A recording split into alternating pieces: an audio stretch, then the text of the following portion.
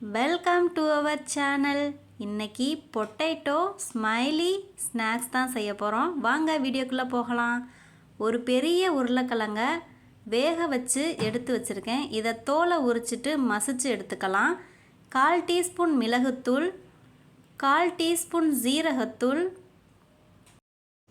1/4 teaspoon மிளகாய்த்தூள் சேர்த்துக்கலாம். 1 spoon அளவு அரிசி மாவு, 1 ஸ்பூன் அளவு கார்ன்ஃப்ளவர் எடுத்து பிசைஞ்சுக்கலாம். மாவு பிசைஞ்சு பார்த்துட்டு தேவைப்பட்டால் அதே அளவு பச்சரிசி மாவும் கார்ன்ஃப்ளவரும் சேர்த்துக்கலாம். இப்போது 1 ஸ்பூன் அளவு கார்ன்ஃப்ளவரும் 1 ஸ்பூன் அளவு பச்சரிசி மாவும் சேர்த்து மறுபடியும் பிசைஞ்சு நல்லா இந்த மாதிரி கையில் ஒட்டாத அளவுக்கு பிசைஞ்சு எடுத்துக்கலாம். தேவைப்பட்டால் மட்டுமே மறுபடியும் நீங்கள் மாவு சேர்க்கணும்.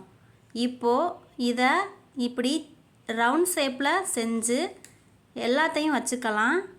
இப்போது இதில் ஸ்மைலி சிம்பிளை போட்டுக்கலாம். என் பொண்ணும் நானே ஸ்மைலி சிம்பிள் போட்டு தரேன்னா எல்லா ஸ்மைலியும் அவளே போட்டு தந்துட்டா. இப்போது ஒரு கடாயில் எண்ணெய் சூடாயிருச்சு. அதில் ஒவ்வொரு ஸ்மைலியாக போட்டு எடுத்துக்கலாம். போட்ட உடனேயே எப்படி புஷ்ஷுன்னு வந்துருச்சுன்னு பாருங்கள். இது கொஞ்சம் கலர் மாறட்டும். இந்த மாதிரி கலர் மாறின பிறகு நீங்கள் எடுத்து வச்சிடலாம். இதே மாதிரி எல்லாத்தையும் செஞ்சு எடுத்து வச்சுக்கலாம். இந்த மாதிரி நீங்களும் உங்கள் குழந்தைகளுக்கு செஞ்சு கொடுங்க. அவங்க கேட்டு வாங்கி சாப்பிடுவாங்க. இந்த வீடியோ பிடிச்சிருந்தா லைக் பண்ணுங்கள், ஷேர் பண்ணுங்கள். தேங்க்யூ ஃபார் வாட்சிங்.